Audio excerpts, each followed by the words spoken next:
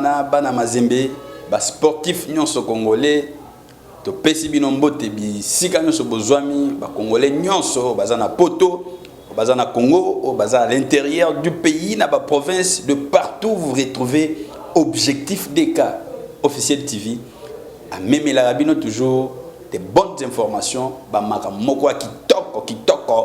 Aujourd'hui nous allons vous parler makambo oyo etali léopard fimbo na fimbo boye bino moko ke bana léopard ba otaka ko gagner Tchad na match aller na match retour, match aller 2-1, match retour 5-0 balobi léopard né léopard fimbo na fimbo.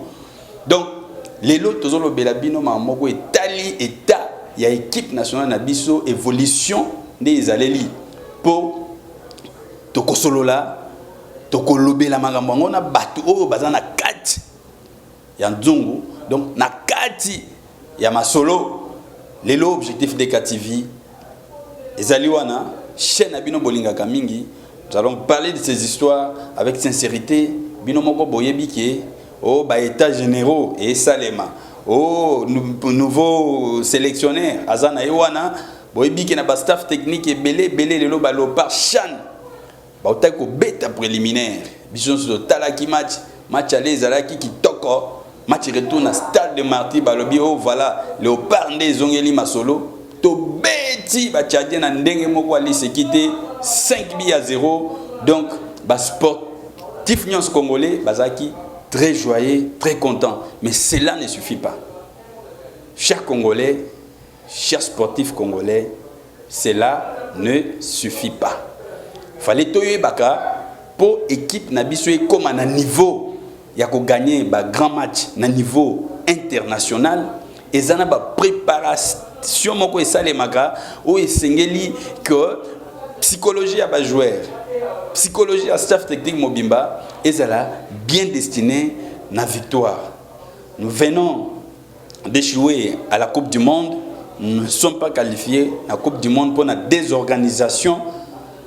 Match auto tu ko beta ko to ba préliminaire éliminatoire ya CAN ouais ko betama na 2023 boyebi bino moko que toza déjà na mauvais départ. Boyebi yango très bien. Yango nde staff technique to lo ba ko ministère ya sport et soit qui charge yako limoger entraîneur tozalaki naye, vous le savez très bien pour babenga entraîneur Yassika ye na bechata match mokote azaki entraîneur ya Niort club ya deuxième division en France tala siko degré ya système sportif tozana ngona Congo aye akoti déjà préparation ya Chan ezalaki nango mieux que aza entraîneur titulaire ya Chanté mais Otis ngo mabengaki ye pour assister à talaka ba talent des aleli na niveau national.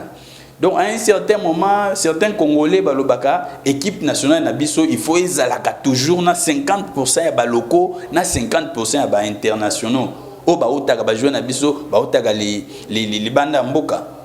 Mais au komona bino nyonso botali match nde betami boniki batala ya makasi ça Jean-Marc Makusu donc à beti venda à la kisi bango kaza meilleur attaquant, il continue à être un bon joueur na niveau ya championnat na biso. Mais au komona lelo lobi mususu tango koma ya sélection na ba système na bango bazana nango ya corruption ya ba pourcentage oyo esalaka ke coach Florent Ibenge alongwa na équipe nationale na biso soni mingi pour une nation de foot neti mboka na biso. La RDC c'est un grand pays de foot où ils ont regorgé batala ya makasi na poto ailleurs. Donc en Afrique mobimba binomoko boye baka dicton l'ex-grand joueur oh ya Cameroun Samuel Eto'o tant ba interviewer na ba confrère na biso ya ba chaîne misusu oh pona nation ni ko ko Coupe du Monde alobaka nini alobaka pona ye ce qui mboka na biso était sérieux, ce qui RDC était sérieux et que esangisi batala na ye nyonso ezandeo ya mboka et que la nation ya liboso ya ko remporter Coupe du Monde en Afrique a cosité ezali sécurité. Et toi ebi football makasi ko lekatina ba o misusu ba spectateur téléspectateur netoza bo tala ba match na ba télévision na ba stade to tika to kotaka na terrain te pona ko beta. Alors sérieux il faut ezala na mambo etali ba championnat na biso sérieux il faut ezala lelo ba yebisa biso état généraux et kosalema boy état des généraux des sports et salema boy mais jusque là bokomona kaka lelo esalemi eloko malongi ezate kobimaka boye l'homme congolais aime toujours des rétro commission bakobanda benga o jouer te la zamwana nkasi ata jouer malonga te yango nde bokolanda interview ya donc médecin sportif ya Léopard docteur Dominique Chikabou ndazolo bena makambwana yekuto azolo banini bokoyoka nda koloba na kati ya émission koyoka nda azolo azo insister beaucoup plus na makambo ya état physique ya ba joueur na makambo etali vraiment sérieux na kati ya nini ya staff technique azolo bena makambo bokolanda ngo bokoyoka ngo docteur Chikabou aza docteur Ramonene azosala na équipe nationale azalaki tant que ma mitone belé à répondre biso ndenge ezaleli alakisi biso que mboka na biso nde zawana tozana batalan ba joueur ba makasi baza staff technique eza toujours besoin na banini o babengaka ba moyen o eza capable ko sala que bazwa nini ba moyen zo yamba lelo. Docteur Dominique Chikabou aza médecin ya équipe nationale ya Léopard. Toye to solana na mayo matali makambo ya Léopard. Docteur Dominique, bonjour. Bonjour monsieur les journalistes, bonjour na bande konyo so bazolanda biso na mokili mobimba. Docteur Dominique oza médecin ya Léopard, ozo sala médecine des sports. Médecine des sports tongi toyeba ndenge nini médecine des sports ezo évoluer na équipe nationale ya biso ya Léopard. Non, moi je souhaite parler médecine des sports au niveau de la République démocratique du Congo parce que s'il faut parler sectorisé c'est vraiment par rapport à l'équipe nationale Léopard. Je pas qualité, vous comprenez? Je pas qualité parce que nous évoluons, il y a une hiérarchie. Et je ne peux pas parler sans autorisation, vous comprenez, mais je trouve que si je parle pas pour la médecine de sport en général, ok, Léopard ce n'est qu'une particularité. Par rapport à la République démocratique du Congo, il y a la médecine de sport, ils évolue bien par rapport à Moussala Tozo Sala, Binomoko, Bozomona, Tozo Sala, Docteur Dominique Tozo Sala avec différentes équipes. Oh, il y a Sali, Tosali avec la boxe, maintenant on est avec le football. Ouais, binomo bozo comprendre que nous mettons le point sur les i, tozo sala o isengeli to sala et par rapport à ndenge tozo sala nous essayons, nous apportons une pierre à la construction de l'édifice parce que dans une équipe après l'entraîneur c'est le médecin. Vous voyez, parce que l'entraîneur, azo sala musala naie, azo pesa comme leçon sur le joueur, mais après utilisation de joueur sur le terrain, le joueur on a bazo bela, bazo zababobo, bazo zomiko apasi, mkongo pasi, mutu pasi, libomo pasi, ainsi de suite. Maintenant, tant bazo ya biso en tant que médecin de sport, médecin spécialisé en sport. Les autres traités bango. Maintenant, il faut boire babo. N'est-ce pas traiter sportif et ça n'est pas traiter n'importe qui. Parce que sportif, ça dépend de période. Sportif, c'est quelqu'un qui vit de son corps. Ok? C'est-à-dire, il faut aller à point. Comme lors de compétitions internationales, n'est-ce pas traiter sportif ou en vacances. Et ça n'est pas sportif ou en plein tournoi. Et ça n'est pas sportif ou ici carrière. Et ça n'est pas sportif ou amateur, c'est-à-dire sport amateur, par exemple, ça la peut le yingé, mais ça n'a pas objectif, tu vois. C'est comme ça que, par rapport à ça, au niveau de la République démocratique du Congo, au niveau de différentes équipes nationales, nous avons ça effort en tant que médecin de sport FIFA pour nous ramener baninga, médecin, bango, chacun apporte ce qu'il connaît. Mais nous, individuellement, nous travaillons plus sur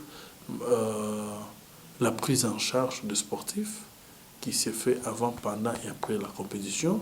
Nous autres travaillons sur la réathlétisation, nous autres travaillons sur la réinsertion. C'est ce que nous faisons principalement au sein des différentes équipes nationales, mais aussi ici, nous sommes dans le cas de Docit Hospital, qui est un centre médico-sportif nous faisons un effort de travail sur angle. Oui, docteur Dominique Chikabou, Lobieli, Mayeo, Matali, vraiment prise en charge des allélis. Mais Bandeko, Bazolanda Biso, na moment oyo, sportif nyons congolais, o Bazolanda na moment o boy. Bakoki koyeba na état nini médecine de sport na niveau d'abord ya Congo et koki kozala na niveau nini. Une chose sûre, c'est quoi? La médecine de sport au Congo est humanité. Ça, il faut savoir. Parce que c'est n'importe qui se réveille. Il faut aller commencer Ndambu, c'est fini. C'est ça le problème. Il faut aller koki mambango na terrain. Non, mais c'est pas ça. La médecine de sport, ils en ont détail nango. La médecine de sport, ils en ont tenants et les aboutissants. Ils en ont principaux points. Ils en ont premier, deuxième, troisième, quatrième point. Tu vois? Donc, par rapport à la médecine des sports au Congo, ça demande encore beaucoup de temps. Mais avec l'équipe dynamique que nous sommes en train de mettre en place, avec certains confrères qui sont sur place, avec Obao Tokuti, na Bissopé, nous apportons chacun sa contribution. Mais c'est que sur la médecine des sports par rapport aux autres pays, dans notre pays, elle n'est pas encore trop évoluée. Elle n'est pas encore connue. Elle n'est pas encore beaucoup pratiquée. Si ce n'est que parfois le charlatanisme que l'on pratique de part et d'autre, ça l'évaluation même dans 5, dans 10 ans. Mais pour le moment, en tout cas, il y a encore beaucoup de choses à travailler.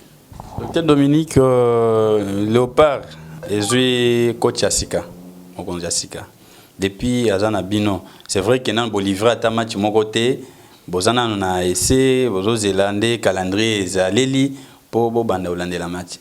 Est-ce que une petite analyse par rapport au peu de temps que vous avez essayé de passer avec lui ensemble, comment vous les voyez? Non, les coachs des arbres, en tout cas, ce sont des points que je n'ai pas souvent abordés. Hein. C'est vrai, oui. Mais c'est...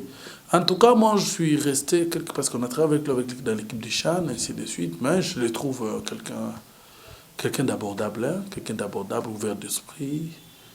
Mais on n'a pas trop coaché, mais quand même, nous avons trouvé que c'est quelqu'un, par rapport à la petite observation que je fais, s'il continue sur ces chantiers, il y a Koyoka, il y a collaborer bien à Batou. En tout cas, ça va être quelqu'un de bien.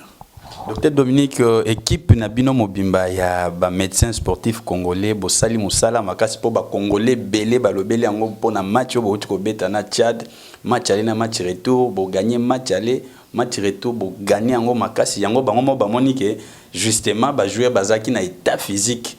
Oui, Sengeli, c'est que vous justifiez que les médecins, Bazaki Moussala, oui, Sengeli. C'est qu'on a niveau tous évolué. Qualité à jouer au sur le plan physique. Vous êtes sûr que jusqu'au mois de janvier, c'est au mois de janvier, je pense, aux phase finale, je crois, janvier, phase finale au Beta en Algérie. Est-ce que vous êtes sûr qu'avec le retour, il y a championnat et parce que Boza, médecin, il y a club par club, Boza, médecin, équipe nationale. Chaque club a un médecin. Est-ce que Boza a en contact avec médecin, club, de façon que Boye Bakandeni n'a orienté, Bangondi n'a bomba, joueur, beaucoup sélectionné en Aïta ou Sengeli? Non, papa, une équipe, elle est dynamique. C'est-à-dire une équipe qui a bêta match. Ce qu'on a qui match na biswana, au comment un match aller et ça qui n'a pas joué mususu, et toi ça qui n'a pas joué mususu. Tu comprends? C'est-à-dire au Yachan, on a arrêté mususu, ne balobaka dans le football, bazoaka les joueurs le plus en forme au moment du besoin.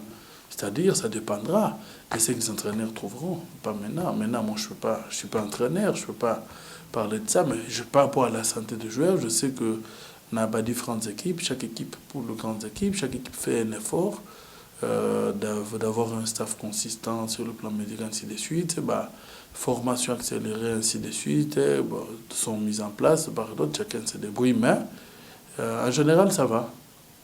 Peut-être Dominique, tu connais aussi les ça, comment on a soka, mais est-ce que d'une manière synthétique, comment est structurée l'équipe médicale au sein d'une équipe nationale? Ah non, je trouve que ça dépend d'une fédération à une autre. Ça, il faut savoir. C'est-à-dire, les réalités du Congo ne sont pas françaises, ne sont pas.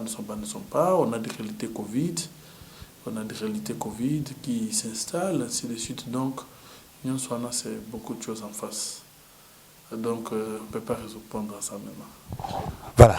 Docteur Dominique Tshikabou, objectif DK TV officiel et Pesio Matondo Mingi. Peut-être ceux qui ont un liloba souka ou qui pesa na ba supporter nyonso ya équipe nabiso ya ba club nabiso balandi biso en ce moment. Oui, tout ce que moi je peux donner comme conseil aux dirigeants, c'est de tenir compte de la présence médicale dans leurs équipes. Pour ceux de Kinshasa, nous avons mis en place le centre hospitalier de Site Hospital qui a différents points, qui a différents services, mais qui s'intéresse plus à la médecine de sport. En plus de l'existence du centre national de médecine de sport, c'est une initiative privée de Site Hospital. Nous, ici, nous prenons en charge tous les sportifs. Vous avez des sportifs de tout le sport concerné, le football, le jango, le volley, la natation. Venez avec à Site Hospital. Nous sommes sur Kimwenza pour les gens de Kalamou, numéro 79, croisement avec Bongolo. Nous sommes au niveau de Massina sur Avenue Sep. Nous sommes du côté de Mongafula. Et on s'entend davantage selon que le besoin se manifeste dans les communes ici à Kinshasa. Et nous ferons un effort pour être dans notre commune pour encore plus de fraises.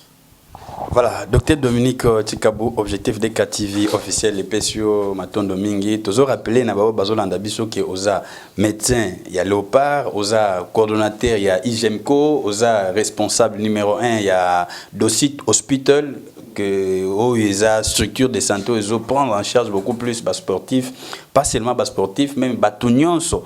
Pour bateau bazolanda biso au kanisa que non hôpital de Site Hospital eza juste hôpital où ils ont en charge bateau bas sportif non plus mais eza hôpital où ils ont prendre en charge bateau nyonso bazo bela mais spécialité nango eza na ba médecine des sports na ba sportif nyonso bazo landa biso pour le moment ba pesi bino ba adresse donc bo hésiter te so besoin na posa bo leki na Site Hospital na ba coin na nyonso oza na Masina okoleka côté ya Masina oza na côté ya Kasavubu Kalamu oleki na ba adresse ba pesi oza na Mongafula donc bokotala ki na se na biso ya ba information to kobimisa bino adresse mobimba na ba coordonnées de façon que si vous avez besoin, bah dirigeant ya ba équipe, bah dirigeant ya ba club, bah dirigeant ya ba groupe, ya ba sport nyonso, bolandi biso pona lelo. Donc to pesi bino matondo mi maître Doudou Kodaso, le DG, objectif DKTV to pesio matondo mingi. L'homme de Yoka Biloko. To pesio pembote, bisiko zwami na ba nyonso balandi biso na poto awa partout bolanda biso boza des millions à nous suivre mais to ebisa bino après émission na biso so landi biso eki kitoko au finikaka s'abonner pour ça la rappeler biso moi bien à la prochaine bolandi bino nyonso maloba ya docteur Dominique Tshikabou wanande elakisi ke tokomi na suka yango de tozo senga na ba dirigeant nyonso ya ba club ya ba fédération ya équipe nationale botiaka bosangisaka mayele oyo ozana équipe nationale oyo azana club bosangani joueur soki azana niveau ya bien des joueurs akoki kozala sélectionné nde docteur Tshikabou koloba on sélectionne les joueurs qui est en forme au moment où on en a besoin. Donc, il y a benga mwana capacité parce que ça joueur mais en forme était. Donc, bandeko balandi objectif de KTV, bolandi binomoko, o bana fibo, o bana veya, o bana mazembe, bana imana, bana manyema union, bana tinkunku, bana sanga balende, bozae belé bana timba, bana racing, bana ranger, na ranger kutu na moni. Yangandeko, Yangaleki, ici va titenge, les grands Djogo, il y a AC Ranger. Donc les meilleurs numéro 9 il y a AC Ranger. Donc pesa ko tumbote, ndo Olanda biso na émission, Olanda biso mingi na objectif DK officiel TV. Yangonde to sengi bino, tango Olanda biso, bo finaka musabi place ba komi s'abonner, bo s'abonnera mingi pour ça la biso moi elengi moi bien. Voilà, c'était le sujet du jour. On vous a parlé. À la prochaine fois, on va continuer à vous parler de ces émissions. Ce n'est pas encore fini. Docteur Tshikabou Zawana, Tozo Zela, toloba na ye tosola na ye makambo etali sport makambo etali médecine de sport médecine sportive au niveau national au niveau ya ba championnat plutôt ya ba club au niveau ya international parce que asa déjà médecin ya FIFA yango tosola na ye makambo boye maître Doudou Kodaso le DG Objectif DK officiel TV to pesio penambo te belé yondo sala ka tozala kawana tozala toujours en forme pour tozwa ka ba information to tambolaka to la kisaka batu que makambo ya mboka na biso ezo tambola bien te soki tamboli bien to yebisi bango pe ke tamboli bien pour biso tozana côté penchante te soki tamboli bien to lobi eza bien so eza mabe to lobi eza mabe donc merci na ba banso balandaka biso de bisika bozwami Alex Bambe, c'était moi devant ce micro. À la prochaine fois. Derrière nos caméras, Boyebi, ce qui était biso de Robimande, moi qui togo boyete, Zaga Nercis, Yemuto Simba Gaba caméra na biso, Po, Bilili na biso, na ba voix nyonso, et comme la rabino, Yamonde to pesi mbote mingi, Yasala Kaka Musala qui toko, Po, Yende, Asala Gabiso. À la prochaine fois, Objectif DK TV, Alingi Bino Mingi, Pesi Bino Mbote. Bye.